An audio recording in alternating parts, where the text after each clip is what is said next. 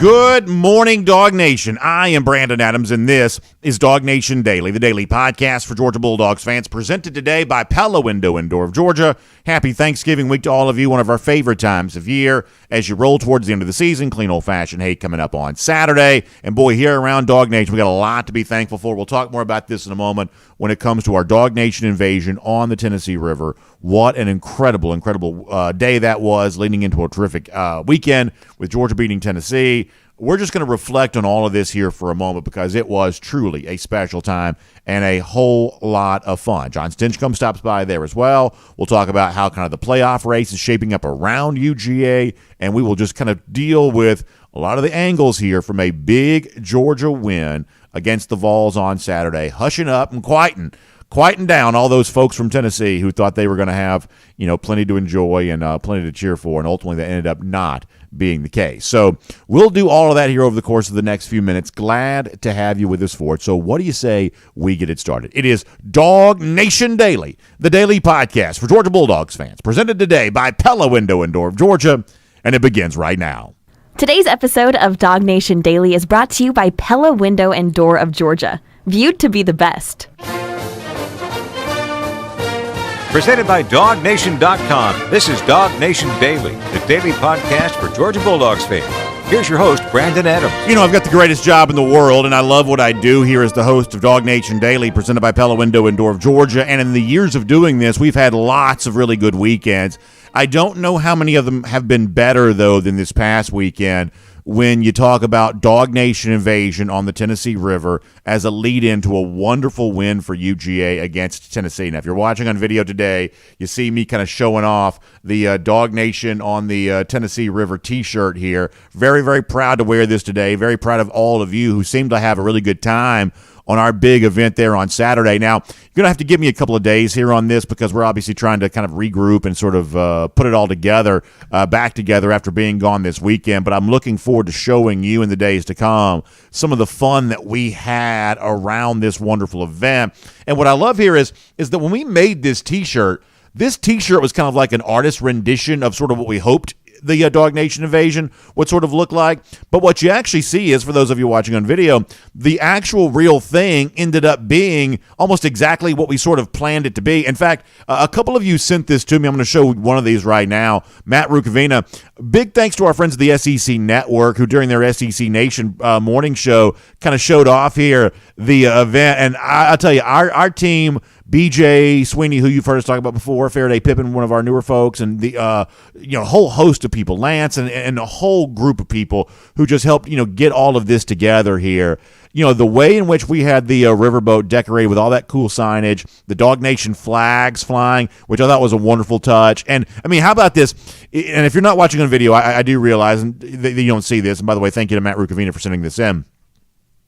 But how about this perfect image here of the DawgNation riverboat just sailing like right there in front of Neyland Stadium? If you want to talk about the whole image that kind of tells the story of the takeover that took place, this from the SEC Network on television, shared with us by so many of you, this just kind of gives you that scene, that look right there. This was truly one of the special days in DawgNation history, and we'll obviously talk more about that in the time to come. But thanks to those of you who kind of shared that. It was just a really cool thing to be able to see.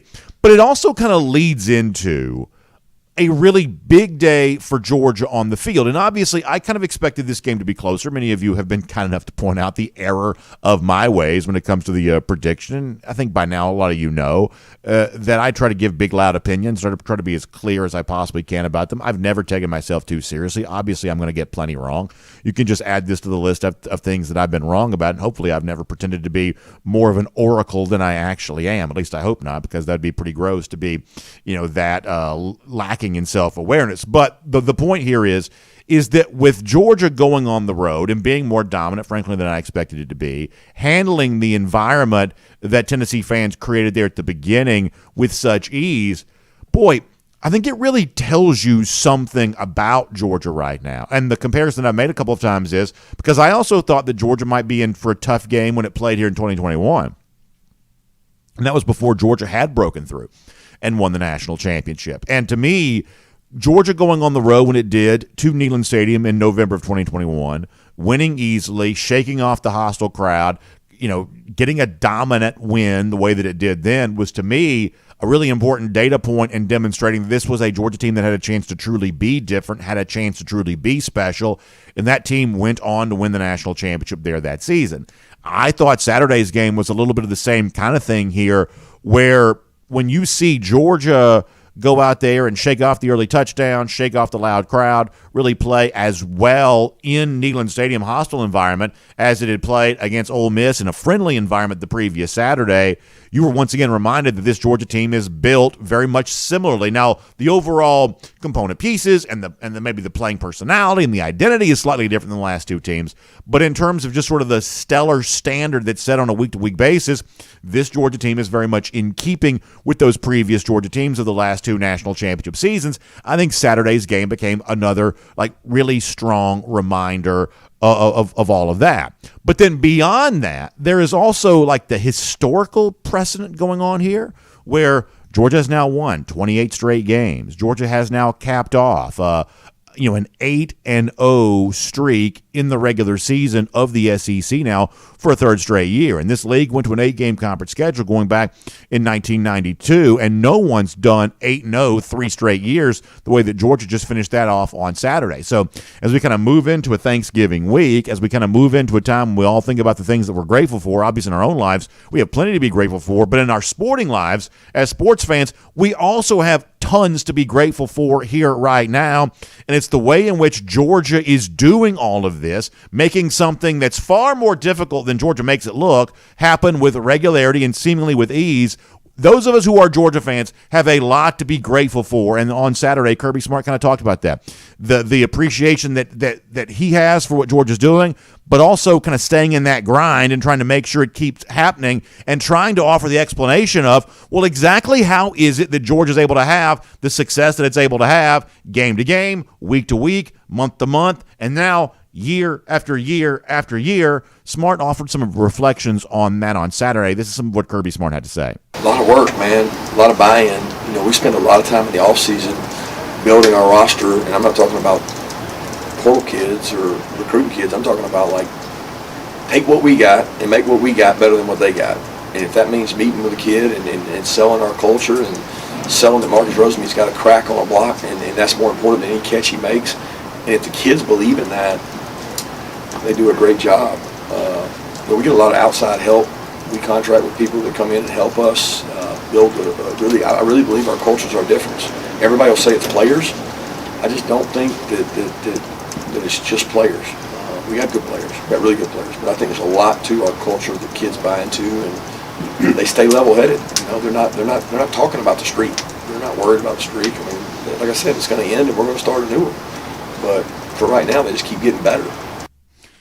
Right now, they just keep getting better. And folks, I don't think we can overstate how not easy that is to keep getting better after you've already tasted greatness, and then you taste greatness again, and all of a sudden now you have the kind of culture in place where these Georgia players look around and say, hey, I want some more greatness. I want to share this greatness with my teammates. And Kirby mentioning Marcus Rosemead-Jackson ain't by name. I want to go participate in a crackback block that opens up something for somebody else, as opposed to having the kind of individual accolades that other players seemingly chase other places. And you know how true this is because, our buddy David Cooper, who we kind of referenced on Friday's show, kind of challenging Georgia fans to do what we did with DawgNation Invasion and go there and really demonstrate just how much red and black travels in situations like this. He was also on social media again on Saturday talking about the way in which Georgia sometimes gets negatively recruited of, hey, come here and get more stats. Don't go to Georgia. Don't do that. Come here and get more stats. They're not going to cultivate you. They're not going to give you, what we can give you here. And that's the kind of thing that Kirby Smart doesn't talk about a lot publicly, but pretty clearly privately aggravates this program. So when they have a chance to come out into a game like this and flex and just show how many different guys they can get involved offensively, of course they're going to want to do that. But the culture at Georgia says, hey, this is not about that individual thing. This is not about that individual spotlight. It's about working together as a team and getting better and better and better. And when you watch the way that those that compete against Georgia can't even seem to get started, they can't even seem to get out of the starting block on this, you realize what Georgia's doing really is all the more special. Now, listen, there is a part of me that likes being really spiteful, and I not only do I like celebrating in Georgia's successes, I also love reveling in Georgia's rivals' misery, and pretty clearly Saturday offered you a great chance to do some of that because Tennessee fans thought this was going to be their big moment, their chance to salvage something from their season, and they were going to repay what Georgia created for the Dogs against Tennessee last year in Sanford Stadium. They were going to repay that to Georgia on Saturday, and as you've seen from social media, including my own Twitter feed, by the time you got to the second half, most of those Tennessee fans, a lot of them, much like Dolly Parton, long since been home well before the game came to a conclusion. So that's clearly a rival that imploded right there in front of our very eyes. But in addition to that, you had Florida desperate to try to become bowl eligible, chokes away a chance to win at Missouri on Saturday in somewhat embarrassing fashion. But the most embarrassing of all was another hated rival of Georgia, Auburn. Y'all, they lost by 3 touchdowns to New Mexico State. New Mexico State. This is what's happening around Georgia. And listen, I wish I didn't revel in this kind of thing so much. I wish I was the kind of person that was sort of better than that. But listen, I am who I am, I guess. And I do find all of that to be really very funny. How embarrassing Tennessee is right now. The fact they don't even belong in the same field with Georgia. The fact that Florida now sets bowl eligibility as an aspiration, a program goal, and they can't even seemingly achieve that. And Florida is losing to not the Aggies of Texas A&M, but the Aggies of New Mexico State. This truly is a wonderful time to be a Georgia fan and a wonderful time to watch those that want to be where Georgia is, who are hungry to get even some of the success that Georgia's enjoyed. You find out, well, those programs may be hungry for that, but Georgia itself is even hungrier to kind of keep leading the way and keep distancing itself from the likes of the Tennessees and the Floridas and the Auburns. And once again, there on Saturday, Kirby Smart talked more about exactly how it is that Georgia's able to keep coming back and doing this year after year after year and leaving the kinds of programs that used to be like measuring sticks for Georgia, leaving those programs in the dust. Here's more of Kirby Smart talking about that and just the sense of appreciation for the success that Georgia's currently enjoying. That's the one thing I can control as a coach is how we sustain, how we retain. Our retention and our ability to sustain is incredible. I got a great footprint to recruit from. Got an unbelievable administration that supports what we want to do. But it's not easy, guys. Like, it's hard to win. And I don't appreciate that sometimes until you're talking to the coach before the game. It doesn't matter. I'm not talking about Josh. I'm just saying in general, like, man, it's hard to do what y'all have done. It's hard. And I don't think that the staff, I'm talking about me, the staff and the players get enough credit because, people have letdowns, people have bad games. And yeah, so listen, people do have letdowns, people do have bad games, and yet, as Kirby Smart said, yet Georgia somehow has found a way to sustain it, and privately other coaches acknowledge to Kirby, gosh, the fact that you guys keep doing this, it's just really hard to do, and yet y'all do it really well. And here's the point this sort of leads to for me, and I'm going to be kind of a dork for like 2 seconds. I apologize. There's an author named Malcolm Gladwell, written a bunch of books. I think some of them are pretty interesting. Years ago, I used to read, a lot of these, and one of the books that he wrote was called David and Goliath. Many of you are familiar with the very famous story from the Bible of David and Goliath. And obviously, David and Goliath has a little bit of like a sort of a representation, what we sort of think of as the typical underdog story, that David, the underdog, takes on Goliath, the heavy favorite, and David finds a way to win. And, and a lot of times in sports lore, David and Goliath is sort of used as kind of an allegory of, hey, when a little team's trying to beat a big team, the David is the big underdog against the heavy favorite, the bigger Goliath here. But what Malcolm Gladwell once wrote in his book, David and Goliath, it's probably worth reading, I think it's an interesting book, is that we have a tendency to think of Goliath is the heavy favorite because he was bigger, and David as the huge underdog because David was much smaller, had less weapons, things like that. He had his slingshot, as you know. Goliath's got all the swords and stuff like that. But what Gladwell makes a big point of in this book is that actually David was probably the favorite over Goliath, if you really look at it, because while Goliath was bigger and had all this armor, the armor made him stiff, and his size made him difficult to move. And, there's one thing that that Gladwell says about at one point Goliath says, "Hey, come fight me." In other words, Goliath, couldn't go to him. He just couldn't move around well enough to do that. But David was much more nimble and was able to kind of, get into a position, make the slingshot, and of course the rest is, history, as they say. But that's kind of the point that Gladwell made is that because the smaller David was more nimble and freer to move around, he was able to put himself in position to win, and the bigger, stiffer, heavy favorite Goliath, what we would perceive, was actually not a favorite at all. And my point in saying all that is there's a way of looking at this from a college football standpoint too, where as Georgia gets bigger and bigger and bigger as a program, piling up national championships, piling up success, sometimes that level of achievement can kind of create a little bit of an unbearable weight, right? It's all of a sudden there's a Georgia way of doing things, and that means, we can't go into the transfer portal because this is not the way we do things, or we can't do the NIL because that's not the way we do things, or we can't whatever. Just sort of fill in the blank here of, at a certain point, your achievement kind of creates sort of a stiffness of the program of, we have to do things a certain kind of way, and we can't be quick, we can't be nimble. And you would think the teams that are chasing Georgia, like Tennessee, who was on the same field with the Dogs on Saturday, or Auburn, who got embarrassed against New Mexico State, or Florida, who thinks that just because they go out and hire a guy like Billy Napier, they're going to magically start getting the kinds of players that Georgia has had.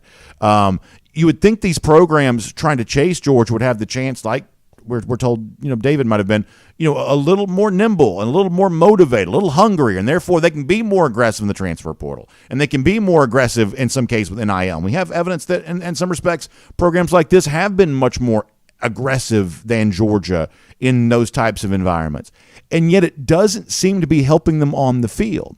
Because while Georgia is the big, bad, kind of leader in the sport right now, that big, bad quality is not making them stiff, and it's not making them rigid, and it's not working against them. They're not crumbling under the weight of their own expectations. They're just hungry to go out and get more success. I think that's really, really cool. And you'll hear me say this a lot. I've said it before. It doesn't guarantee anything moving forward. Kirby Smart even alluded to this a moment ago. At some point in time, this winning streak that Georgia's on is going to end. But he says when it does end, we'll just dust ourselves back off and start putting together a new winning streak, which is kind of the mindset you need to make sure this thing keeps rolling along. Georgia plays as the favorite, as the top dog in the sport, with the same insatiable hunger to climb that it had before it got there. That's really a special, I think, thing. And that really is, I think, a very interesting description of exactly what Georgia is. And when you're there on Saturday, I was lucky enough to be in the stadium, or if you're watching on TV, it is just really a marvel to watch. This team gives up another opening drive touchdown, and Kirby Smart was even able to joke about that once again after the game. And then they just sort of dust themselves off, and they just go right back to work, and they start doing Georgia-like stuff. Carson Beck has the big game. There's no Ladd McConkey out there, so you go to Dylan Bell. Dylan Bell has the big game. Defensively, they locked down Tennessee, and they just started putting together play after play after play, and they piled up moment after moment after moment, and once again, it's another easy win for UGA. But it's not as easy as Georgia makes it look. So everyone deserves credit. Kirby for being the architect of all this, the Georgia coaches who help implement that plan and that strategy, and the players who buy into it all. 8-0 again in the SEC, 28 consecutive wins, history seeming to be made every single time that Georgia goes out there. And as UGA fans, we reflect here on this Thanksgiving week, one of the things that we have to be most thankful for as a fan right now is for everything that Georgia's done. The best may still be yet to come. My name's Brandon Adams, and this is DawgNation Daily, the daily podcast for Georgia Bulldogs fans, presented today by Pella Window and Door of Georgia. And we are happy to have you with us no matter how you get to us today. Live on video, 10 a.m., of course, across all video platforms. Prior to that, 9:45, 1st and 15, DawgNation.com, and on the DawgNation app. We're just really, really happy to have you as a part of our program here today. And a big thanks to our friends at Pella Window and Door of Georgia for making it all possible. Energy efficient windows and doors. That is what Pella Window and Door of Georgia is all about. And this time of year, I kind of think about that because it's breezy outside. Can get a little cold at night, especially, and pretty soon it'll be kind of just sort of cold forever. And when something like that happens, what you don't want on the inside of your house is, especially if you've ever been to like an old house, like your grandparents' house growing up or something like that, you're kind of walking through the house, you get that sort of drafty feel. You sort of feel cold air coming in from somewhere, just sort of feels drafty. That's not what you want. And that's what Pella Window and Door of Georgia helps prevent for you. They just they remove all of that. They're able to give you those energy efficient windows and doors so your house looks good on the outside, better curb appeal, feels better on the inside. Just a great way to enjoy all of that. So make sure you check out our friends at Pella Window and Door of Georgia today. Now, you can stop by and see them, Experience Center there in Duluth, or you can have them come to you. They'll come right to you, and one of their Pella experts sort of walk through the entire installation options, the financing options if need to, kind of describe the product line there to you there as well. You can do it virtually if you'd prefer to do that. You can also reach out to the website, pellaofga.com/DawgNation. We'll give that to you today, pellaofga.com/DawgNation. Make sure you check out Pella Window and Door of Georgia. Happy to be having them bring the show to us here today. Now, if you're watching on video a moment ago and we showed you the desk, you saw the sign right there on the front of that. How about go for 3 in 23? That is the mission that Georgia is currently on. And as a way of celebrating the start of that with the postseason run for Georgia beginning 2 Saturdays from now in the SEC Championship, I'm proud to announce if you were at DawgNation Invasion and you want some more of DawgNation, or if you weren't able to be with us in Knoxville for our DawgNation Invasion on the Tennessee River, but you want to be a part of the next big event that we're doing here around DawgNation, well, the time to act on this is right now. You've only got a limited number of days here to get involved on our next big event. It's our Go for 3 in 23 tailgate there at the Home Depot backyard prior to the SEC Championship 2 Saturdays from right now. You know how amazing this is. We've been able to do this the last couple of years here around DawgNation, and we're able to do that for you again today there as well. Now, here's one thing I'll tell you, is that behind the scenes, the work on this has been incredibly challenging somewhat to sort of get all this in place the way that we've kind of done this before, because we want to make this as big as anything that we do. And obviously it takes a lot to get that to happen. And I'm very, very thankful to say it's kind of fallen into place for this year there as well. So we want you there. Obviously, these tickets always go fast, so please make sure you go to DawgNation.com, our website right now. You'll see the link for the Go for 3 in 23 tailgate opportunity. Click in that. Be a part of what has been just a wonderful celebration of everything that Georgia has a chance to do from December all the way through the end of this potentially magical season. Take advantage of the great food, the beverage, maybe a Go for 3 in 23 t-shirt for those of you that get signed up. You know how we love to do that. Just the same way I'm wearing a great DawgNation Invasion of the Tennessee River shirt today. I am hearing tell there could be some really cool Go for 3 in 23 t-shirts being given out there that day. But you got to act right now to get involved and be a part of all of this. So please make sure you go to DawgNation.com for a lot more on that. All right, we've got John Stinchcomb here coming up in a moment. Prior to that, let's go around the doghouse here today. And I want to deal with the injury situation for Georgia here just for a moment. Obviously, in Saturday's game, we saw Tate Ratledge leave for a while, went to the locker room, and after the game, Kirby Smart said that what really happened was kind of banged knees. Smart will give us more of an update on this today, but kind of banged knees. It sounds like in the case of Ratledge, he's fine. Sounds like wide receiver Ra Thomas is also a little banged up right now, too, which I think is maybe slightly more uncertain. We'll look to hear more about that. But in addition to Ra and Ratledge, I also wanted to spend a second here on Ladd McConkey. Now, the perception that I originally had on McConkey was we're not seeing him on Saturday, that therefore you're talking about a guy who, dealt with a little bit of an ankle last week against Ole Miss. Much the same way they've been kind of cautious with McConkey when it comes to his back injury. I think the hope was, they were also just kind of being cautious with McConkey when it comes to the game there against Tennessee there as well, perhaps about the different thing, the ankle. But after the game, when Smart talked about the McConkey thing, there was something that he said that gave me a little bit of concern relative to, I guess, the sort of the typical thing of, oh, yeah, we think he's going to be fine. We think he could have played. That's not exactly what they said about that's not exactly what Kirby Smart said. after this game on Saturday. So let me give you a little bit of Kirby here post-game on Ladd McConkey, his status, and there was something from this comment from Smart that sort of jumped out to me a little bit. Let me let you hear it. This is what Kirby Smart said after the game Saturday night. So Ladd got an ankle last week, and he didn't practice all week and thought he would be able to go, and was not really able to go. I think he tried, and he got out there in warm-ups, did some things, but he didn't practice all week. It happened in the game against Ole Miss. So the thing that kind of stands out to me a little bit there was the statement from Smart that McConkey didn't practice at all last week. And obviously that would lead you to believe this wasn't we just sort of held him out, we think it's fine. If you're not practicing at all, that gives you an idea this was slightly more serious than that. So I do believe that the McConkey situation's probably worth monitoring. There's also some online chatter out there about that right now, obviously, too.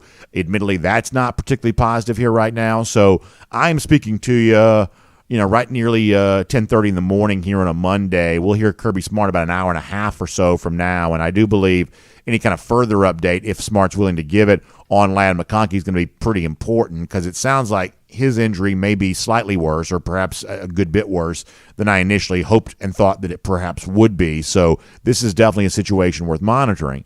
And I know that Saturday was another one of these days, I mentioned a moment ago, of, okay, well, there's no Ladd McConkey, so Dylan Bell goes out there and has the game of his life. And there was no Brock Bowers, and so therefore you had Ladd McConkey having the game of his life. I know there's this thought of, well, whatever Georgia's faced with, it just puts a new guy into a starring role, and that guy goes out there and thrives. And perhaps that's what will continue to happen. Clearly, that's what Georgia has been able to do.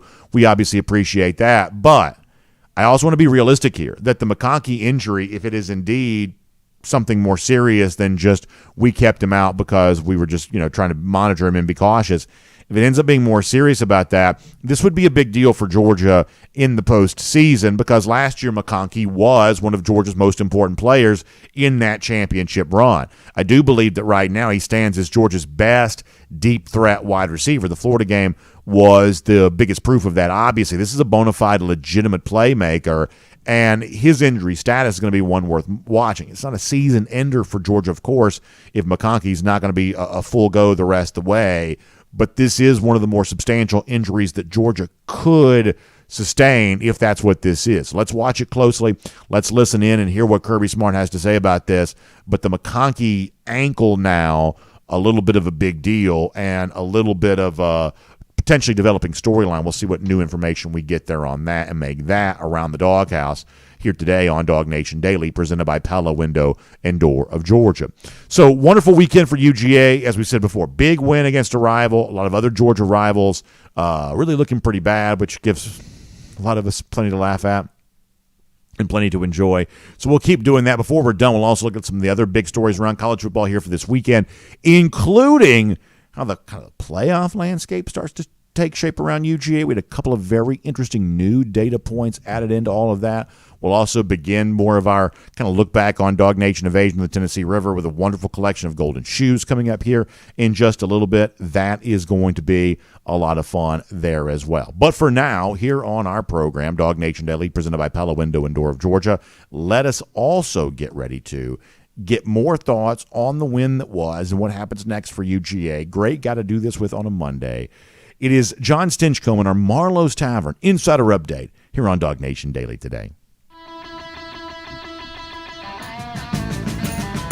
From Athens and across the SEC or wherever the recruiting trail may lead, here's a DawgNation.com insider. So let's say hello to John Stinchcomb, DawgNation Insider Update, presented by Marlowe's Tavern here for a moment. And John, certainly seems like there's a lot of really fun stuff to look back on when it comes to this win at Tennessee. What stood out to you the most? We obviously spent some time off the top of the show just talking about just how incredible it is that Georgia puts together the run that it's put together now, winning 28 straight games.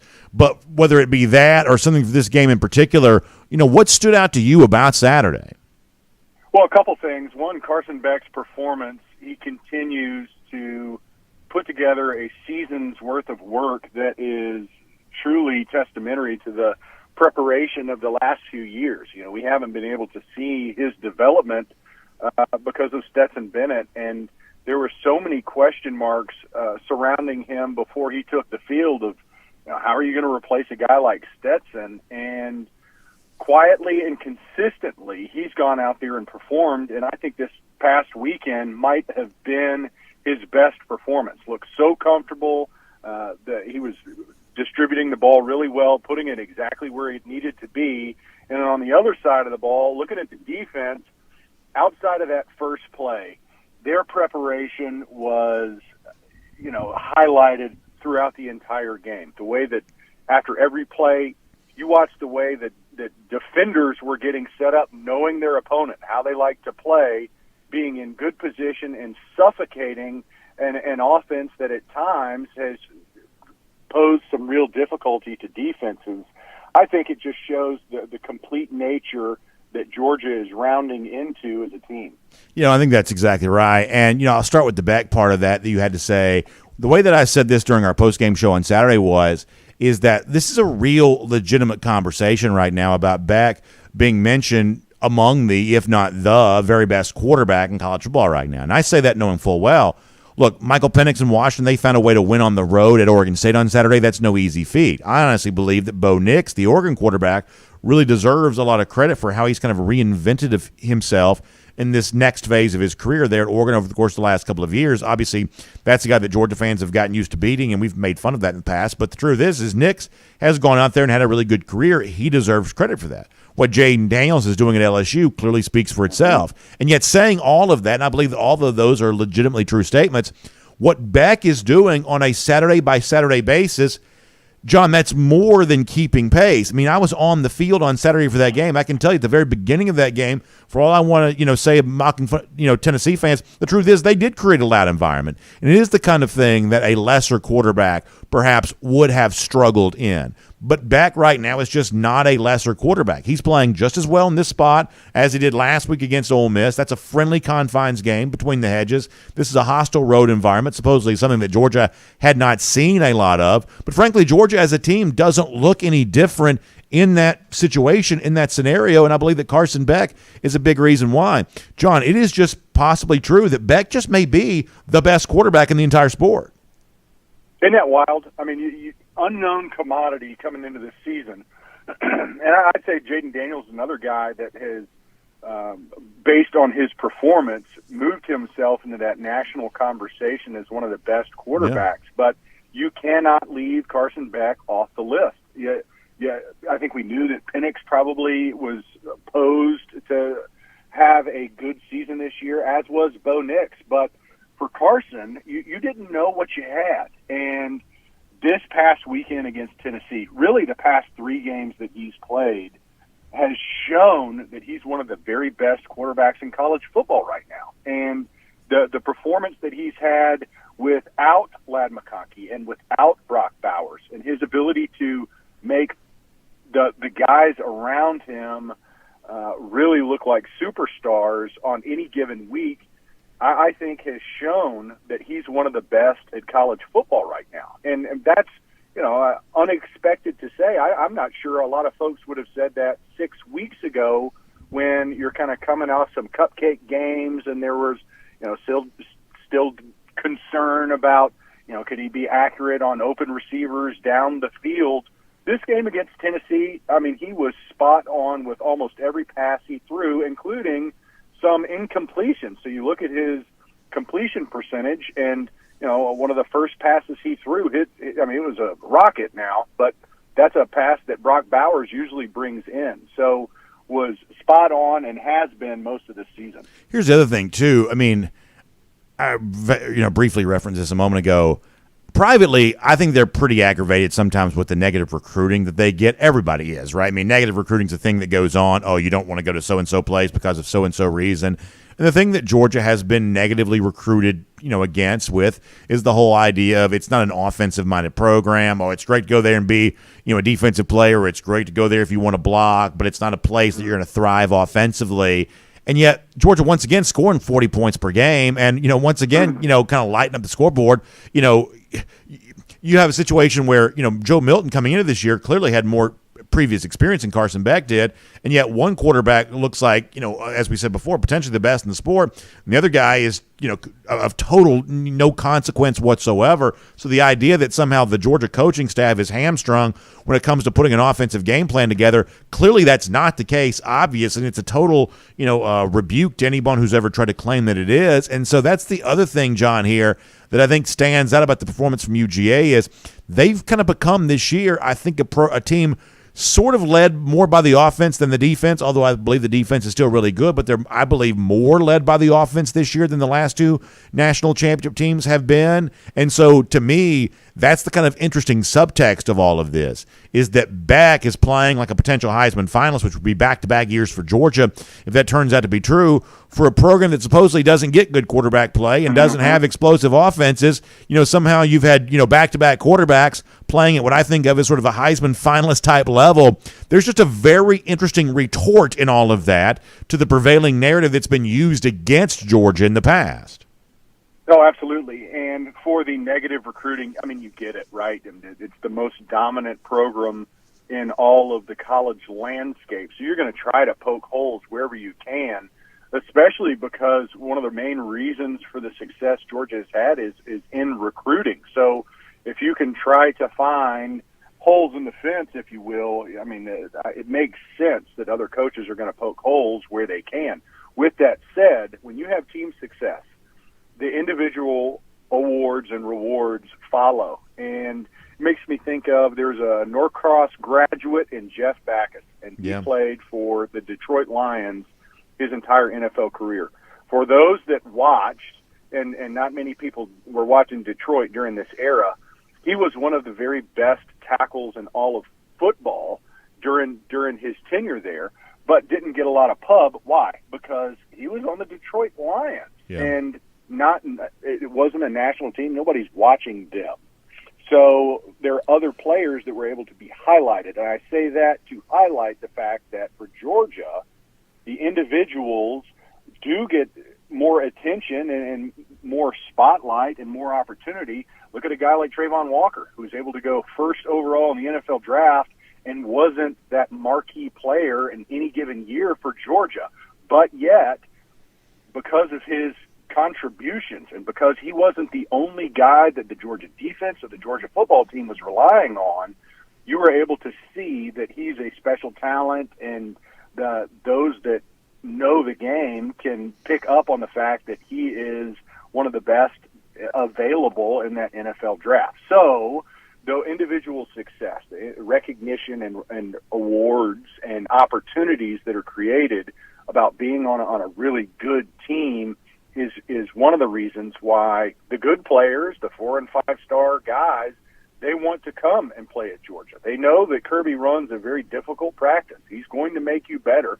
I think that's one of the best things that Georgia has done under this Kirby Smart era is develop talent. And we're not talking about, some average talent that become pretty good. We're talking about guys that come into the college landscape as some of the very best in their position group and continue to get better, which, it's really hard to recruit against that. And, circling back to just Carson and the fact that we might have a second 2 years in a row, a quarterback in that Heisman hunt is one of those storylines that gets squashed because you can no longer say that, one, we don't have Heisman-level play, and two, specifically in that quarterback position, you're just an afterthought. That's not true. So, broadening it out here a moment, I have to admit that it's as much fun for me to see Tennessee be this bad as it is for me to see Georgia be this good. I mean, I wish I wasn't like that, John, but I definitely am.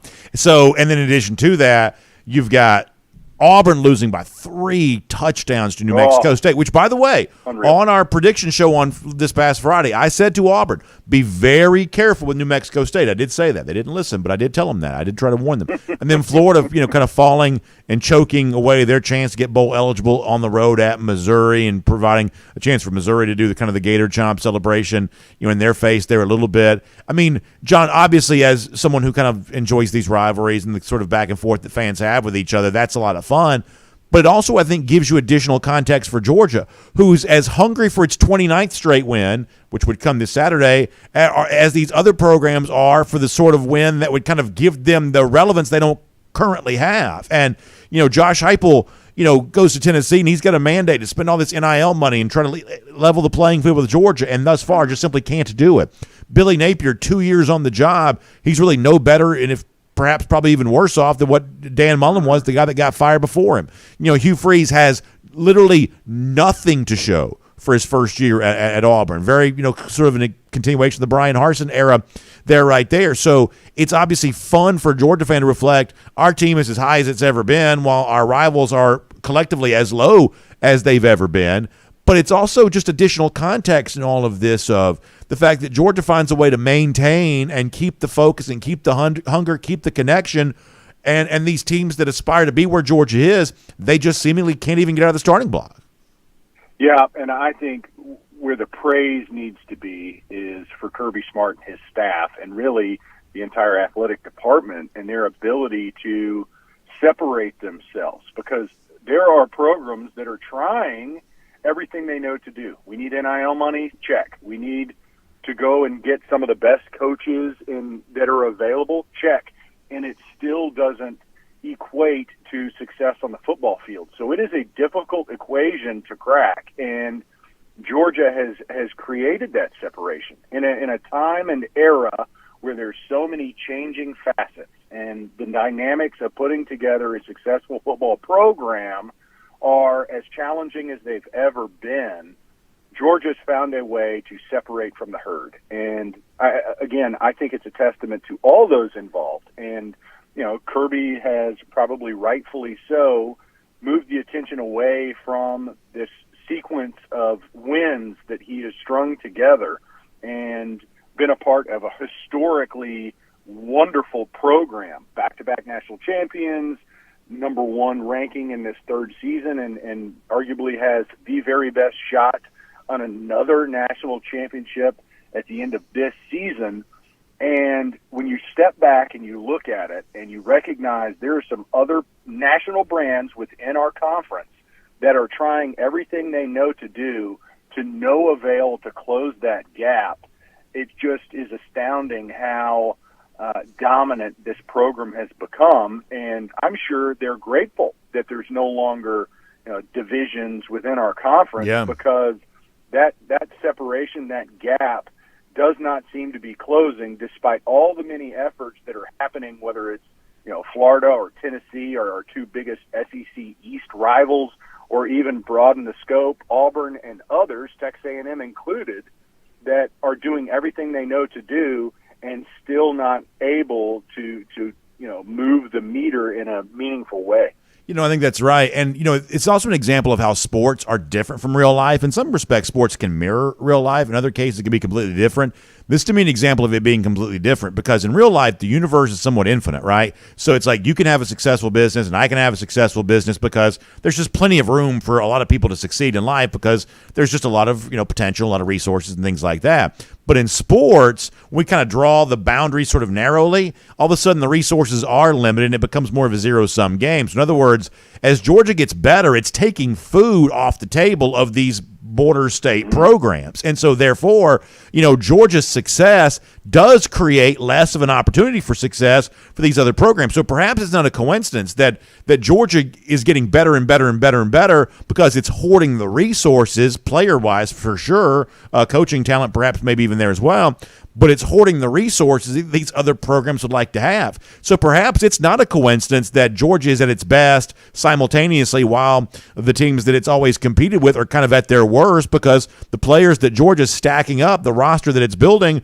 are players that these other programs would clearly have liked to have had. Yeah, but with that said, though, the resources that are out there, and you look at Tennessee and you look at Texas A&M specifically, they are trying to influence their roster based on NIL dollars. It is undeniable. It is a major factor now of whether there was under-the-table dollars throughout the SEC or throughout the NCAA football. Who knows exactly what it looks like. Now we know. Now we know who the big players are when it comes to quote unquote buying players or influencing them with NIL deals, or however you want to stay politically correct and say these dollars are influencing recruiting. Georgia has consistently been able to get players and not near at the tab that these other programs are having to spend to recruit these guys, and it's because they recognize there's more than just the immediate dollar that is a factor in where they decide to go. And, we discussed this on your show a few weeks back. It's tough to look at this scenario and go, I could go to another school and make 6 figures more, or I could go to Georgia and, there's still NIL money, there's still opportunities in that realm, but I also get the opportunity to compete for a national championship, the opportunity to develop and compete against the very best in practice on a day-in, day-out basis, and be a part of a program that has figured out that recipe for success. And I think that is very much a part of the equation and reasons why Georgia continues to get the 4- and 5-star athletes and was able to do that before the NIL world started to influence players' decision. I think that was one of the very best things that Kirby did from day one, is when he was getting those top 3 recruiting classes on an annual basis, you're going, this is astounding. We used to just celebrate the fact that, wow, this year we've got a top 5 recruiting class. And Georgia's always been great at recruiting, but it's been really special these past few years and has been ramped up because of the emphasis that Kirby and his entire team has put on recruiting, and that has been the biggest, if not one of the biggest, factors as to why Georgia has back-to-back national champions and an opportunity to continue that streak. I want to talk to you about this upcoming Saturday's game here in a moment. Let me, prior to that, remind folks this is our Marlowe's Tavern Insider Update with John Stinchcomb here today. And by the way, if you want to get the best that Marlowe's has to offer as you move in to this holiday time of year, one of the best ways to do that is becoming a member of the Marlowe's Tavern Insider Club. Just for signing up, and you go to marlowstavern.com to sign up, or use the Marlowe's Tavern app for that. Just for signing up, you're going to get a $10 off your $30 order at Marlowe's Tavern as a way of saying thank you to you for joining the Marlowe's Tavern Insider Club. And after that, you want to get what are called qualified visits. That's when you spend at least $15 on food or beverage there at your local Marlowe's Tavern. You earn 4 of those qualified visits. That's going to get you a complimentary entree reward on your next visit to Marlowe's Tavern there as well. So you'll get special deals at your birthday, things like that there too. So please make sure you check out marlowstavern.com for more on that. That's marlowstavern.com for more on that. All right, John, let me finish with this topic here, and this is one that I think is really relevant for you because you've got some personal experience with this. The thing that Georgia fans have on their mind right now is, oh gosh, don't overlook Georgia Tech. Oh gosh, don't have your minds somewhere else. And I do get that, right? Because SEC play is over now. To me, the Saturday after Thanksgiving always feels really weird because I think a lot of us are kind of in that sort of stupor of 15 plates of dressing and stuff like that. So we're all moving a little slower. As someone who's been to a million Georgia Tech games, the atmosphere in every year is sort of a little less than the other games that Georgia sometimes plays, even when there's a bunch of Georgia fans in Atlanta even. It just sort of feels like a little bit of a lesser type thing. Clearly, Georgia's got big stuff to play for on the other side of this, and yet fans are like, I still hate Tech. I still believe in clean old-fashioned hate. I don't want Georgia to overlook Georgia Tech. And the point I'm getting to, John, is for whatever reason in this particular scenario, this really hasn't been a problem for Georgia in the past. I can't think of, perhaps someone can remind me of one, I can't think of a time in which Georgia, having clinched the SEC East, has gone on to play badly against Tech. The bad games that Georgia's had against Georgia Tech are years in which, if we're going to be honest here, that wasn't the only bad game that Georgia played that year. If we want to be really honest here for a moment, the bad games against Tech typically would come in seasons when Georgia's also played some other bad games here. So back in 2002, you were the first Georgia team to ever win the SEC East. You guys beat Tech 52-7. How did y'all keep your focus on Tech for that particular week, knowing you had the first ever trip to the SEC championship game for Georgia coming the following week? And how does this Georgia team do this again this Saturday as well?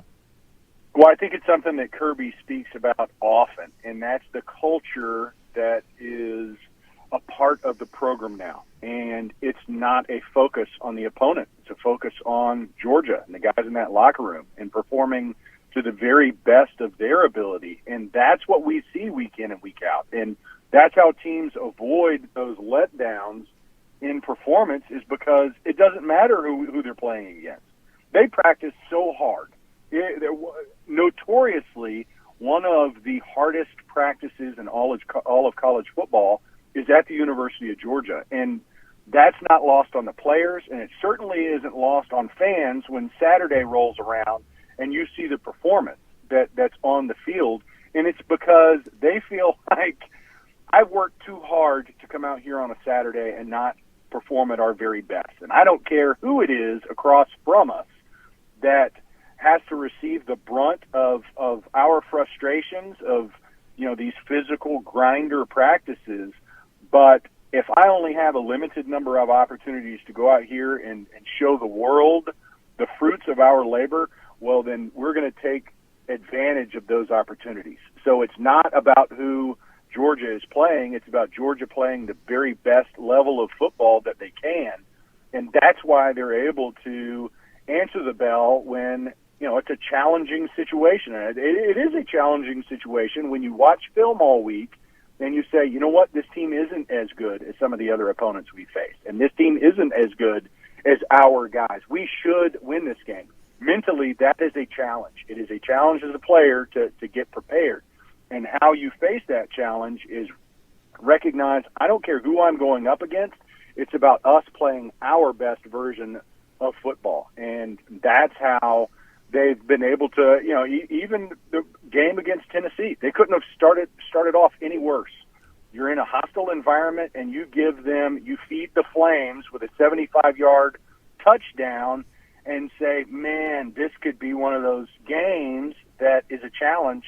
And never once did Georgia flinch. They continued to say, that's one play. We're on to the next one. We're going to attack this moment, which is what Kirby and his staff had preached, and that entire team has bought into. Let me squeeze in something really, really quick because I've kept you long. I want to be respectful of your time. But, even at the high school level, and I love Georgia high school football, and one of the things that coaches oftentimes say to each other is the goal of every team is they want to practice on Thanksgiving Day. That can let you know you're kind of moving on what this year is the quarterfinal round. You want to be practicing on Thanksgiving Day because that means you're making a deep playoff run. So the point here is even at the high school level, players have a little bit of experience with their seasons overlapping with the holiday time of year. The fact that this is the week of Thanksgiving, is that an easy thing for players to avoid the distraction of? I mean, how easy is it to kind of live parallel of, okay, my grandmother wants me to come over for Thanksgiving Day, but I've also got to get ready for, Bloody Tuesday there as well. Like, how do you do both those things in the same week?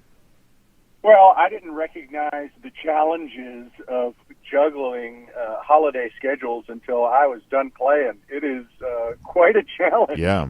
To figure out how to make all the moms and grandparents and aunts and uncles happy when you manage the holidays. But as a football player, you're used to routine, and they'll accommodate in some ways. They'll either move practice up or give you time to chew on some turkey with loved ones that are able to come to town, which is what we did. I mean, back in 20 years ago when I was in Athens as a player, my folks would come up and we'd celebrate Thanksgiving at the apartment there. And for any other teammates that didn't have anywhere to go, they're welcome to come spend it with us. And you recognize that, just because we don't have the same last name doesn't mean we're not family. And especially in the locker room, those bonds are thicker sometimes and stronger than those with just blood relations. So, you find ways to get together and celebrate, but you get used to that routine of being a part of the team and football being one of the big priorities. So it actually, whether you recognize it at the time or not, because I certainly didn't, it helps to free you from some of the stresses that can come with the holidays. Well, John, speaking of all of that, we are certainly very grateful to have you as a part of our show each and every week, and we hope that you and your family have a wonderful Thanksgiving here this week there as well. It's fun to have these conversations on a weekly basis, and kind of fun to also kind of pause and reflect on the other great things in our life there as well. That's obviously what Thanksgiving is all about. So enjoy it, eat some good food, and of course, we'll look forward to talking to you very soon here on DawgNation Daily and our Marlowe's Tavern Insider Update again as well. Appreciate you, BA. It's always great to be a Bulldog. Very thankful for it, and thankful for the opportunity to be a part of DawgNation. So appreciate you. Go Dogs. Thank you, John. Appreciate it.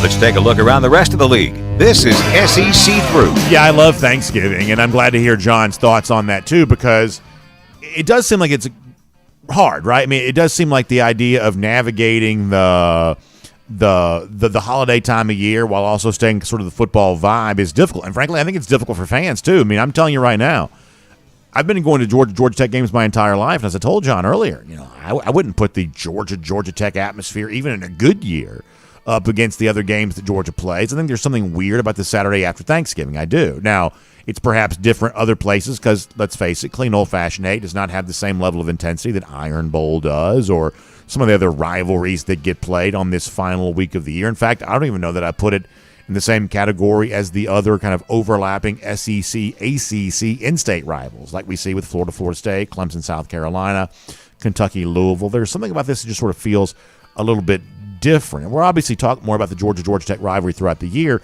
I should say throughout this week, I mean to say.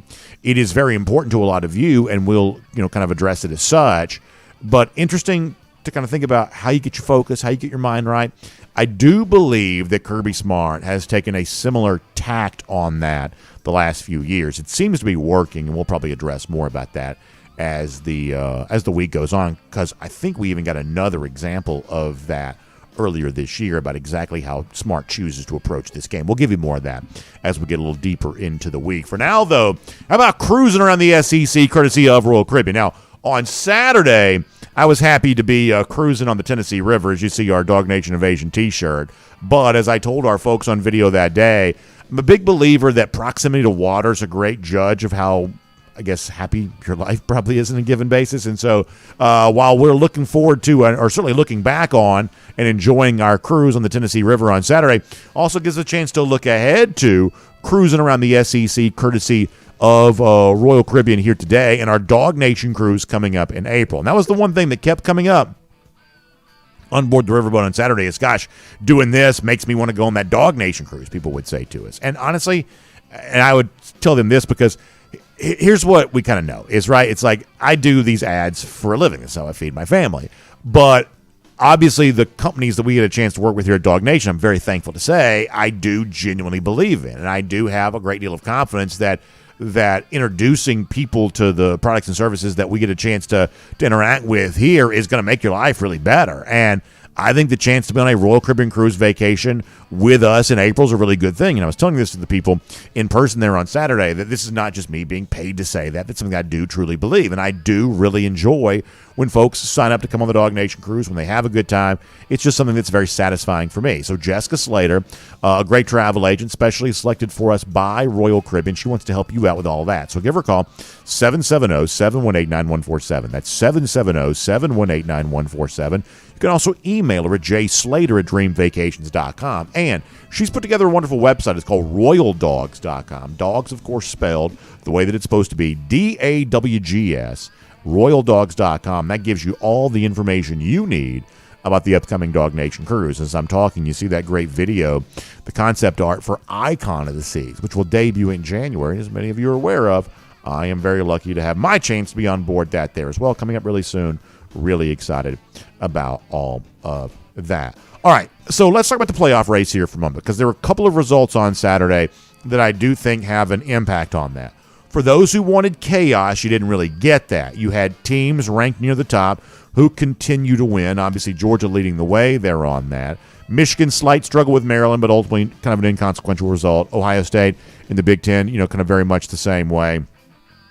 But when you get below that in that sort of 4-5 spot, that's where things get interesting. Florida State has been there, in the number 4 spot, but you're left to wonder how long they can remain there after the really, really tough, gruesome injury for Jordan Travis, the Florida State quarterback. And look, one of the things that you can bet on if you want to, and this is always kind of one of my favorite kind of college football bets to sort of think about and talk about. I think it's just a fun, is they have what they call like a yes-no bet on the college football playoff. Yes, will this team make it? No, will they miss it? And you can bet either side of that. And coming into Saturday, Florida State was about plus 250 on the no side of things in terms of missing the college football playoff. You could have gotten slightly decent odds on the Seminoles, ranked in the top 4, to miss the playoff.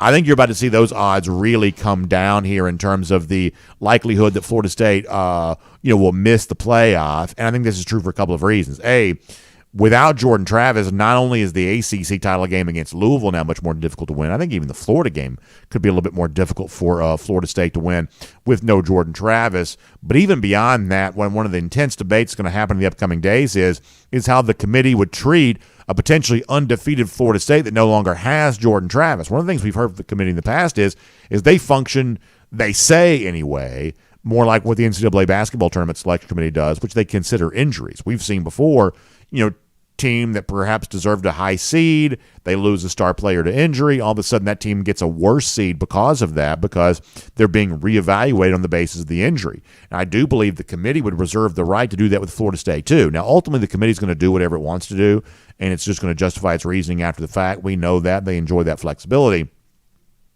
But it is well within their rights, and they've claimed this before, to judge Florida State harshly, even if it's undefeated, but does not have Jordan Travis. Keep your eye on that as potentially a very, very big storyline here coming up. The idea the Seminoles, without Jordan Travis, could win out, but still perhaps not make the college football playoff, especially given the overall crowded nature of the playoff field. Now, the team ranked just below Florida State in the recent top 25, obviously comes out again tomorrow night, has been Washington. And Washington, to its credit, and against my prediction, by the way, but to its credit, goes into Corvallis, Oregon, and wins on Saturday against Oregon State. The Beavers were a small favorite there in that spot, but Washington ultimately earns the win. So, credit to the Huskies for that. Now, here's something else you're about to hear a lot more. You're already hearing this some.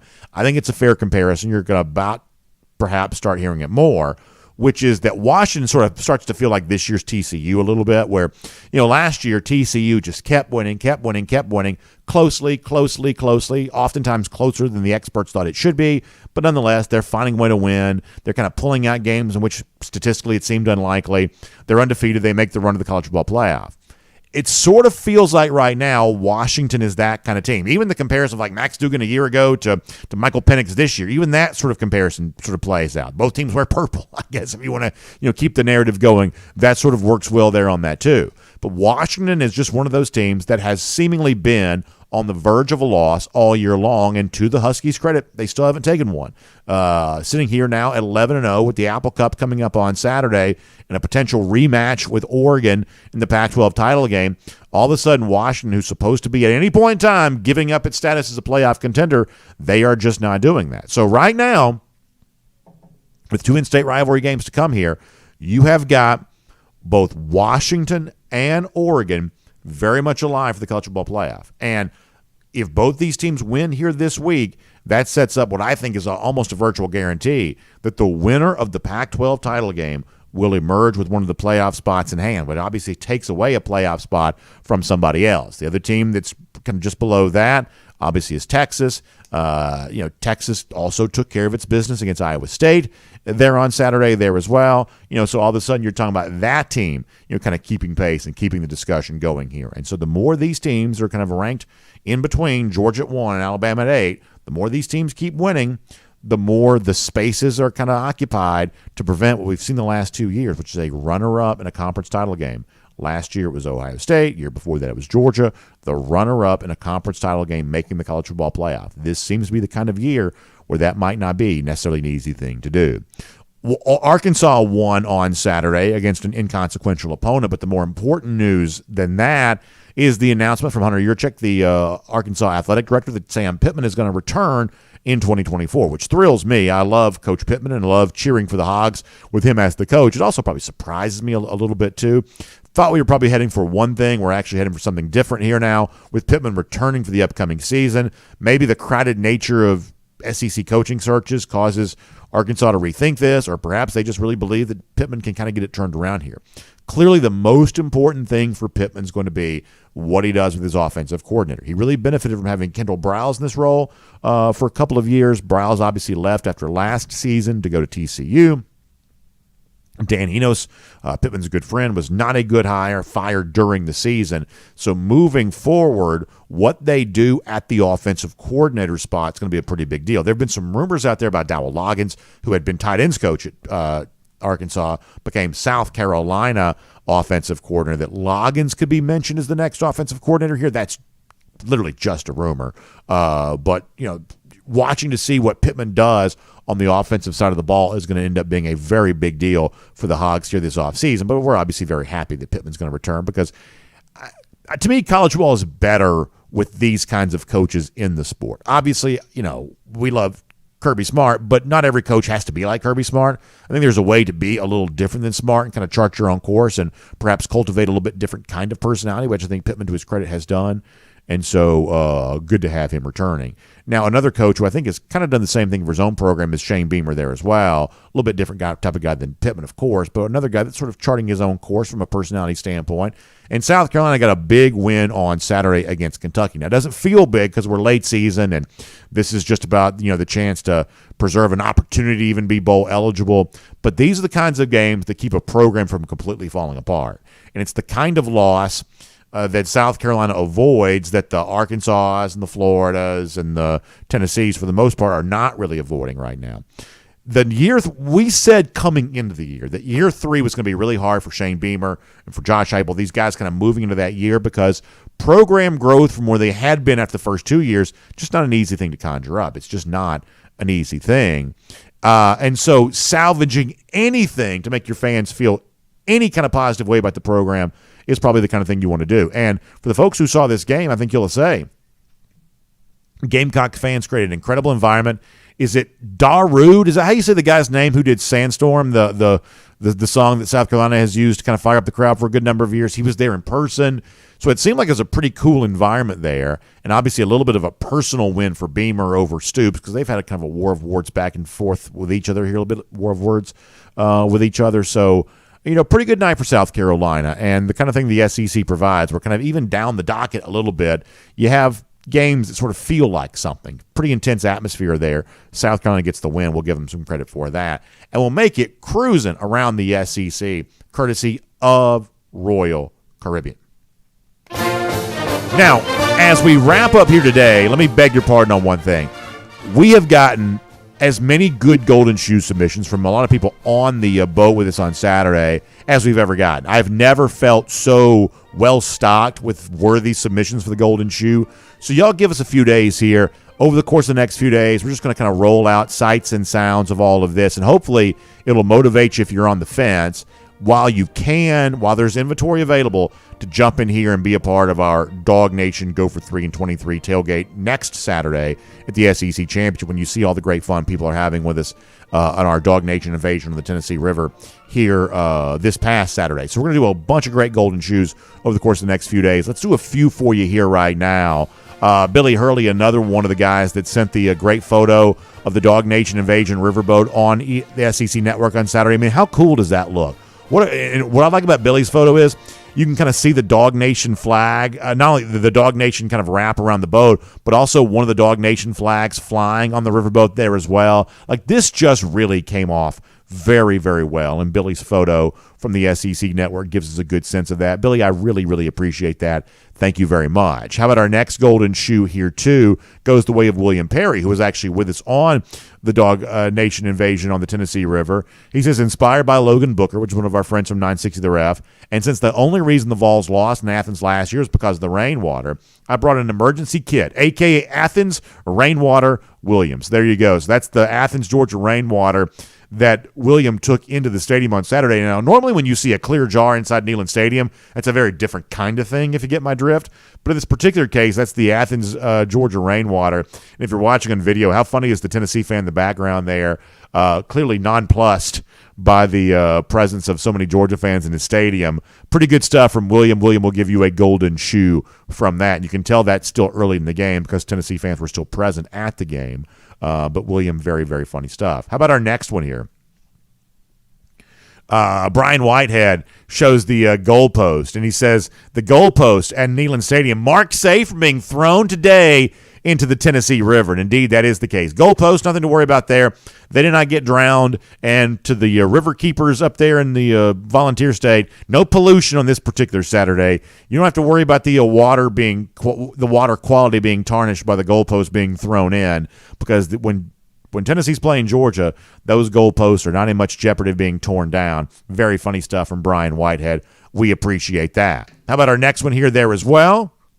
Mike the Mad Dog says, when you get your butt spanked in front of 101,915 people, go Dogs. And it is Kirby Smart taking care of business against Josh Heupel. Is that our last one for today? Yeah, that's our last one for today. So we'll give you a million of these over the course of the next few days, because a lot of y'all really outdid yourself. And for those of you who are kind enough to share on your own social media, us hanging out together for the DawgNation invasion, we want to give you the love you deserve for that there as well. For now, though, no love to be given when it comes to those lousy, stinking Gators and the embarrassment of losing again and the likelihood they will not be bowl eligible and that they got mocked unmercilessly. Easy for me to say, unmercilessly at the hands of the or no, I guess it's be mercilessly. That's the word I'm looking for. I get the hands of Missouri. 1,108 days. I do know that for sure. That's how long it's been since Florida's beaten Georgia, and that is a great way to close things out today on a day in which Georgia's staying so much taller than all of its hated rivals. We'll see you back here tomorrow at DawgNation Daily, presented by Pella Window and Door of Georgia. Happy Thanksgiving, everybody. And on video, time now for the R.S. Andrews cool down. R.S. Andrews, the one you turn to for your air conditioning, heating, plumbing, and electric needs. They show up on time. They do the work that's promised for the price that's promised. Our buddy Dari, great to see him on the DawgNation Invasion riverboat there on Saturday. How much fun was all of that? So let's get your comments here. We'll roll through a lot of these here today. A Daresville dog over at DawgNation.com says, the Pac-12 is about to disappear just like that conference's tackling skills, which is very funny. Randy Glass says, can we go ahead and take the ball on the coin toss and score first instead of spotting the other team 7 points? Yeah, it's amazing this keeps happening. And I kind of joked about this. It's like, part of me wants to be like, but seriously, like, what is actually going on here? Because I'm more just sort of curious than anything else. And I'm going to talk about this maybe tomorrow or at some point in time this week. We'll try to talk about this. But imagine the scenario like years ago. If Georgia were giving up a touchdown to begin the game against almost every SEC team that it's played, and yet the coach kept joking about it in the post-game press conference. Like, if I would have described just that, all factually accurate, Georgia continually giving up a touchdown to begin the game, Kirby Smart jokes about it every single time. If I told you that years ago, I'm talking about go back 15 years ago, this would be what Georgia was dealing with. Do you know how mad the average Georgia fan would have been? And do you know how 15 years ago or so, how in a bad place the average Georgia fan would have assumed the program must be in if not only Georgia's giving up these touchdowns to begin every game, and yet the coach thinks so little of that he just laughs at it? Can you imagine how mad the Georgia fan would have been about that? And yet the actual context is it's the kind of thing you can laugh at because of how dominant Georgia is in every other moment of the game after that. Like, to me, this really sort of speaks to like what makes Georgia so different from everybody else and its own previous history, almost more than anything else, is the fact that like giving up an opening touchdown is a pretty big deal. I mean, that should be a big deal. I mean, Georgia's only allowing in most of these years, 14 points per game or, something like that. So, that's basically like 50% of the expected total for the entire game coming, in this case, in the very first few seconds. I mean, win expectancy ought to change dramatically on the basis of a touchdown scored that early. And yet Kirby can joke about it. And fans can allow the coach to joke about it because, hey, it's not that big of a deal. It's just, the game begins once it's 7-0. I even said on Saturday, I think that, how like every championship ring has its own little flair to it. If Georgia is able to go for 3 and 23 and win the championship here this year, I think the national championship rings ought to have 7-0 on the side. I think that I would just put 7-0 right there on that, because that's basically what it is every single time. DT says they all count, so you can't do it, but Kirby's record without 2016 is otherworldly. Yeah, I think this is a really important point. It's one that I've made before too, which Kirby's lost 15 games as the Georgia coach, but 5 of those came in the first year. So when you think about the level of success that he's enjoyed, and you don't, as you say, you don't just completely dismiss it, but everybody has a bad year. I mean, there are very few examples of great coaches who didn't have at least some struggles in their first year. Nick Saban at Alabama, even after being a veteran coach who had already won a national championship at LSU, in his first year at Alabama, Nick Saban lost to Louisiana Monroe. They were bad in 2007. That, for the most part, coaches are usually pretty bad in their first year. It takes a little while to kind of get something going, even for those who end up being great. Oftentimes, great coaches emerge very quickly, but it's not year one. So Kirby's struggles in year one didn't make him any different than the average coach. But by year 2, they're playing for the national championship, and maybe a slight dip after that, but it was still a pretty excellent standard, given the fact that it's only 10 losses in 18, 19, 20, 21, 22. It's only 10 losses in 5 seasons. So they didn't drop too far. Not much of a drop off that. And I guess they would have lost, twice. So yeah, it's actually 8 losses in the 5 seasons after that. Yeah. So yeah, crazy. You're right about that. Keith Dog says Alabama's sitting on death row waiting to be executed by Georgia. Death date certificate, December 2nd, 2023. So Keith Dog feeling good about the SEC championship. You love that. Let's see what else. Dave Snow says that Colorado tackles like Coach Prime, which is funny. Yeah, Deion may be the greatest defensive back of all time, greatest cornerback of all time. And really, I'd put him in the category of best NFL players of all time. I really would. Like, for me, the sort of Mount Rushmore of best NFL players is probably Jim Brown, Deion Sanders. Got to probably put Tom Brady in there, and I put Jerry Rice. Just very, very quickly, that might be my Mount Rushmore of NFL players. Like Deion, one of the best NFL players ever. But he was not a good tackler. That's very funny. Very funny.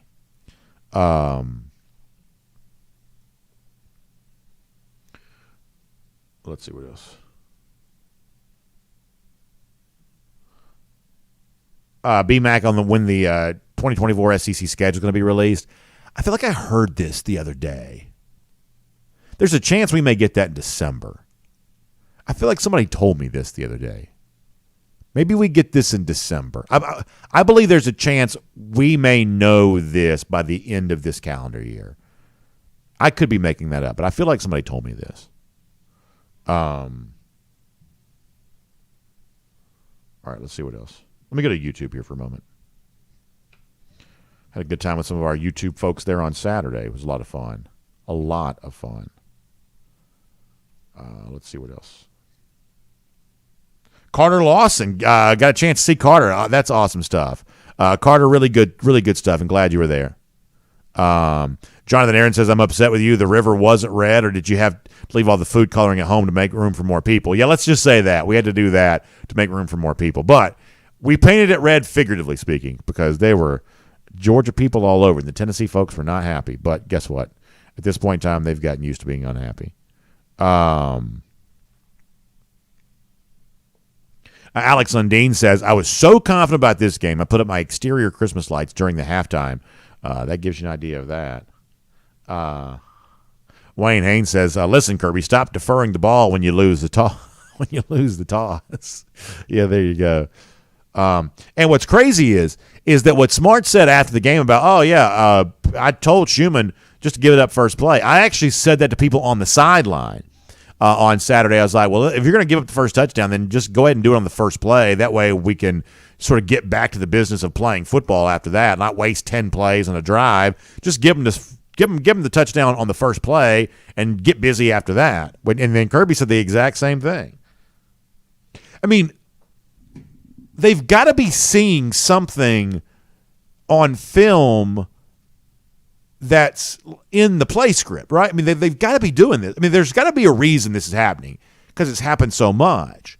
And I'm not even like mad about it because it's clearly not impacting the performance for UGA overall. I'm just sort of curious about it because after it happens, Georgia goes on lock.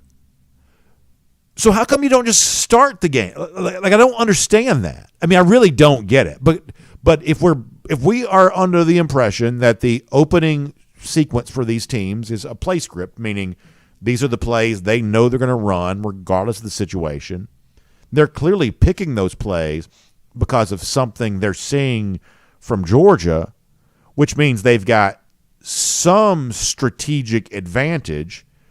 But how come the strategic advantage completely disappears after that? Like, none of this makes any sense. And it's one of those, this is why oftentimes in life I don't get as much accomplished as I probably should, because clearly in the big picture it doesn't matter, and yet I still find myself thinking about it.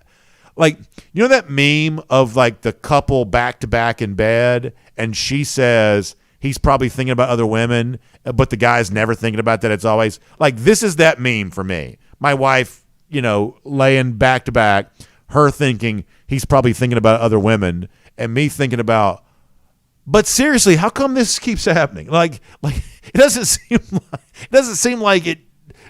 Either they would be worse longer in the game, or they would be perfect all the time, because they are darn near perfect after this virtually every single game. Like, none of this makes almost any sense. So here you go.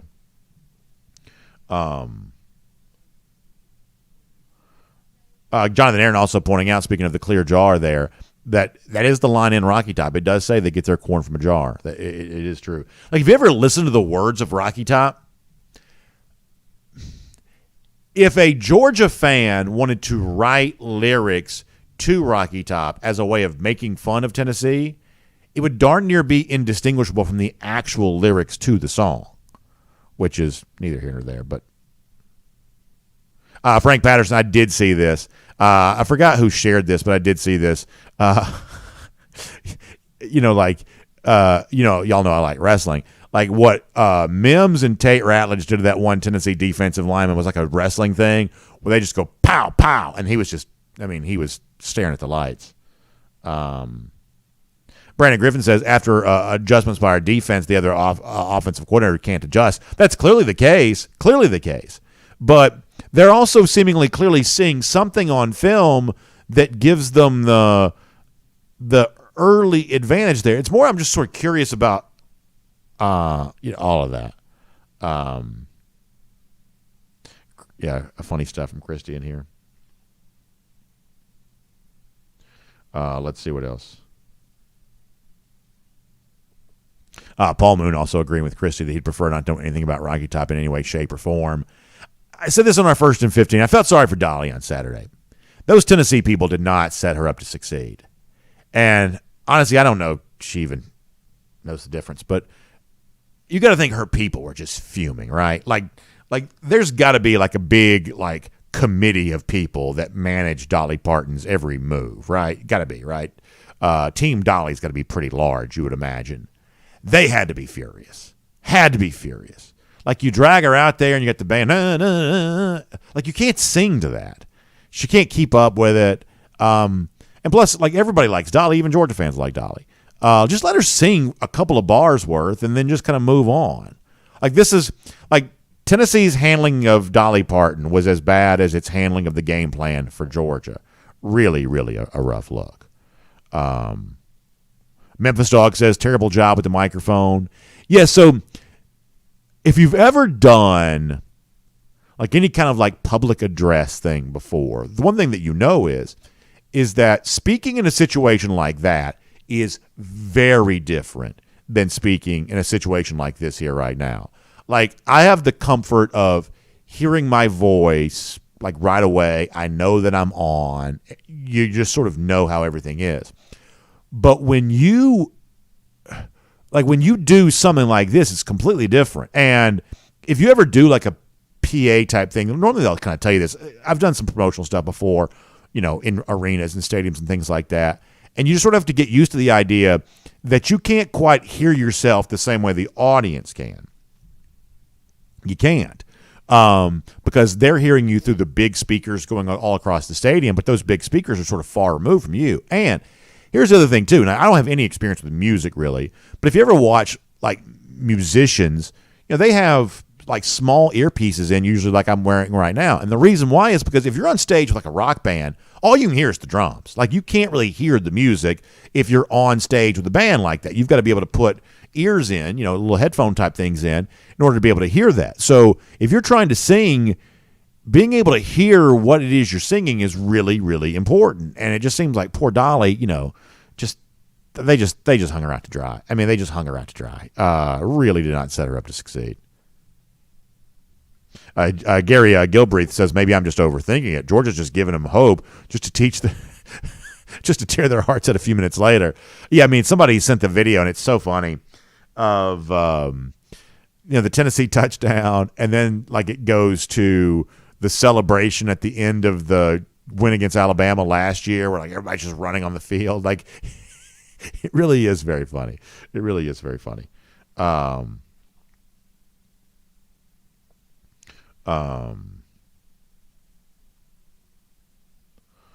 Let's see what else. Oh, yeah. So there's the deal about what the Brock Bowers thing was. So Kenny Fuller says that somebody pushed down on his throat. Is that what happened? Because, I mean, honestly, I really don't know. I really didn't know what that was. Is that what it is? Caleb Meyer says, I love Carson Beck's ability to use his legs to get the first down time and time again. Yeah, I like that too, because to me, that's almost all headiness, if you will. Like, clearly Beck is not a world-class Olympic sprinter. We obviously know that. And yet, it's sort of like to me about the Greg Maddux thing of, Maddux could throw a 90-mile-an-hour fastball by you because you weren't expecting it. And if you're kind of choked up looking for, breaking ball away and it's 90, low and inside at your knees, you're not getting around on that. You're not. You're just not. And that was what Maddux could do. He could throw a batting practice fastball by people because he was just heady that way. He would set you up for one thing and then give you something you weren't quite expecting. And so I like that in sports, and I like that Beck, when he takes off running, clearly he's nowhere near as fast as the guys who were chasing him, but he sort of set them up for something else. And that's just what a smart player does. Okay, so Gary says somebody spit on Brock Bowers. So I heard about this too, but I didn't really know for sure. So there had been some talk about that. I mean, you'll talk about that. That's a trashy thing. Well, that's a trashy thing. How about this? Charles Ross says Auburn is my newest rival over Florida because it cost me a perfect parlay for $1,500. Now, can you imagine this? And Charles, maybe you can give us all the legs you had on this. But can you imagine, and was it money line just Auburn win the game, or did you have to have Auburn cover? Because Auburn they're about a 3-touchdown favorite, right? 17-point favorite, something like that. Can you imagine if the entirety of your parlay, which is a combined set of outcomes that you get better odds. It's hard to win a parlay because it's hard to pick one game correctly. It's very hard to pick many games correctly. But if you will pick a series of games correctly, you'll get better odds on the idea of winning it. And so if it comes down to Auburn, New Mexico State, and they lose by 21 points, yeah, I would imagine you would be pretty mad about that. I would imagine you would be pretty mad about that.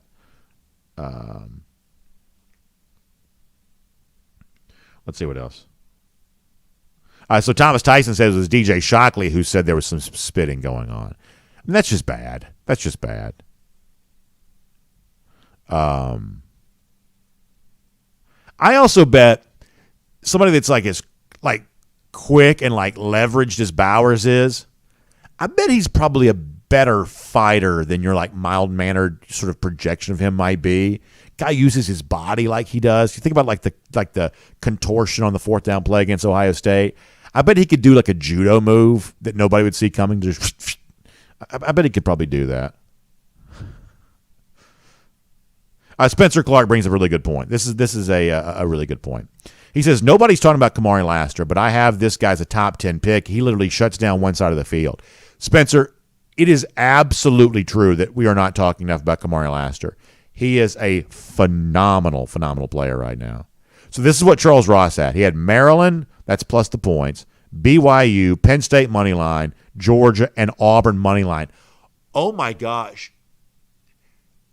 All he had to win a 1, 2, 3, 4, 5. All he had to win a 5-leg parlay, the only leg he had remaining was Auburn to just win the game against New Mexico State. All he had to do. They lost by 21 points. That is terrible.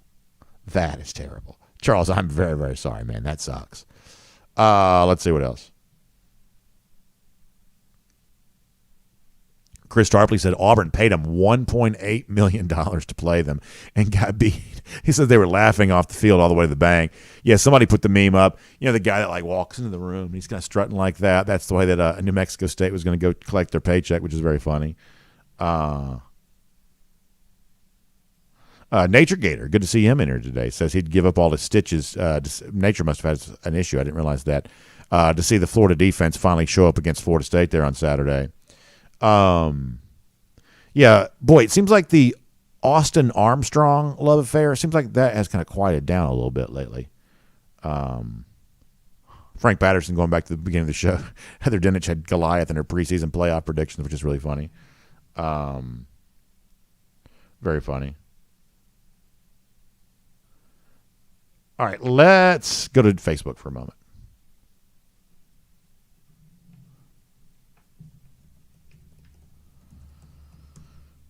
On Facebook.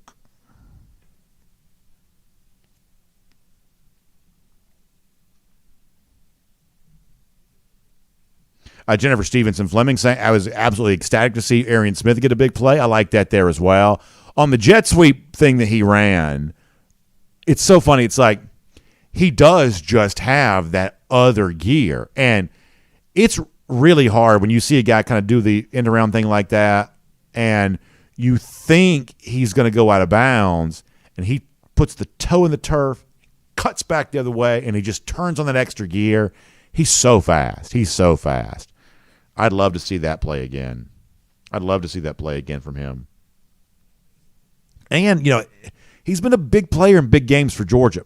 So I'm not done with Smith yet. And if the McConkey injury ends up being more serious, then making sure that Smith's confidence still high could be a very big thing. Jeff Ingram also mentioning that about Arian Smith. Yeah, I mean, big player in big games for Georgia a year ago. Miriam Corbin was with us on Saturday saying, give her best to everybody, including Kaylee. Yeah, Kaylee was here earlier. I think she darted out. But, yeah, thank you, Miriam. I appreciate you being there.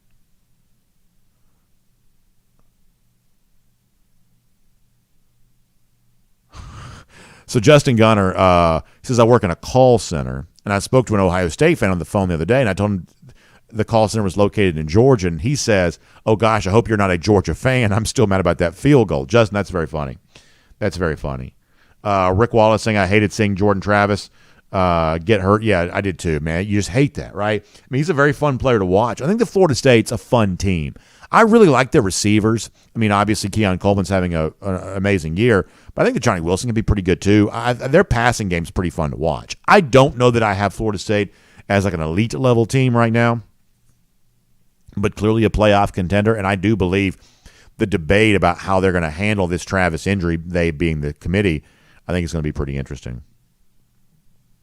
Eric DeVornsey Sr. says, between Lassiter, Bullard, Smith, and Starks, we might not see anything like this again. Well, with Kirby, maybe next year. Yeah, I mean, this secondary for Georgia right now is very, very, very good. Barry Watkins says the SEC short was really funny. I'll go check that out. Anthony Jones says, I honestly don't think there's a team out there that's going to keep up with the Dogs. I think the last 3 games, to include the Tech game, help us with mobile quarterbacks like Milroe. Dogs win big against Tech and Bama. Boy, that'd be fun. I hope that's right.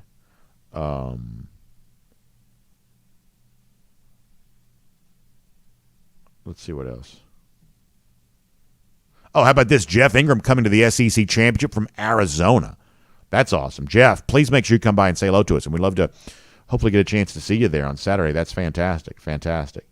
All right, we're gonna get ready to get off the air here in just a second. Let me take kind of one more trip around. Get a couple more Facebooks and like one more trip around. We'll get off the air. Alan Rabanchik says you need to get it where the defensive line and the secondary are elite at the same time. Yeah, maybe that's the case. Barry Watkins looking forward to Georgia being 12-0 after this week. Yeah, I thought it was good stuff from John Stinchcomb a little earlier on keeping the focus for Tech, something that his final Georgia team was very good at doing prior to the first appearance in the SEC Championship, and so something that Georgia will be called upon to do again there on Saturday. Ronald Pollock says you got to win on third down. That's going to be a big deal for sure. Anthony Jones says, anybody else feel like the Dogs just want to get punched in the mouth the first drive to see what they're dealing with? Well, I will tell you this. Kirby was asked Saturday, what is it this team does that's elite? And the thing that he said was, taking a punch. And, and he actually made an interesting point about how if you're a great boxer and you're a knockout artist, like you can still get knocked out, that you got to be more than just a good puncher. You got to be able to take a punch too. And I never really thought about that before, but it is kind of true that if you've got a glass jaw, even if you, throw hands like Tyson, you're still going to lose. And the ability to kind of absorb that is, I think, a little bit of a skill. So B-Max says, where's the link to sign up for the tailgate for the SEC Championship? I believe it's right there on the top of the page. Look, let me see. All right, so if you go to DawgNation.com and you scroll just below the first story. So the first story, I just clicked to it. It's Kirby Smart story from Mike. And then just below that, it says tailgate with DawgNation, the SEC Championship. Now, that says go for 2 and 22. I'm going to see if we can change that out and get the right signage there on that. But it's just right below, and it's also on the side there as well, right above the cruise. So it should be right there. Cassie Turner says, I don't care who scores first as long as Georgia wins. Gary Roach, thank you for the kind words. Really appreciate that. He also says that he took his brother to the Georgia-Ole Miss game. That was his first college game. Boy, nothing better than sharing that first college game experience with somebody. Gary, I really appreciate your kind words. Thank you so much. Nature Gator says that Graham Mertz got hurt. I had heard that he did. I wasn't 100% sure about that, but I'd heard that he did. I hate that. Paul Moon on the subject of Haynes King throwing a lot of interceptions. Yeah, he's had a good year. Maybe not as careful with the football. Probably trying to do a lot there. All right, we got to go for now, y'all. Randy Hall calling for Kamari Laster to win the Jim Thorpe Award. To me, that'd be certainly a deserving honor. I hope that's the case. I really want somebody from Georgia to win a national award this year. I guess Bowers will still win the Mackey, but I want somebody to win a national award because it's been a kind of fun streak for Georgia, kind of keeping that going. All right, we got to go for now. We will take more of your comments tomorrow. Thanks for being here. By the way, big thanks to our friends at R.S. Andrews who made the DawgNation invasion on the Tennessee River possible. Great to see Dari there for that. Of course, you see him on Fridays on Go With The Flow, presented by R.S. Andrews there as well. So check out R.S. Andrews online at rsandrews.com for your air conditioning, heating, plumbing, electric needs. They show up on time. They do the work that's promised. The price is promised. You can trust R.S. Andrews on all that, including getting your heating system ready for the cold winter that's on its way, getting you tuned back up to factory fresh specs. So find them online at rsandrews.com. Y'all have a great day. We'll see you back here tomorrow. DawgNation Daily, presented by Pella Window and Door of Georgia. We'll look forward to talking to you then, everybody.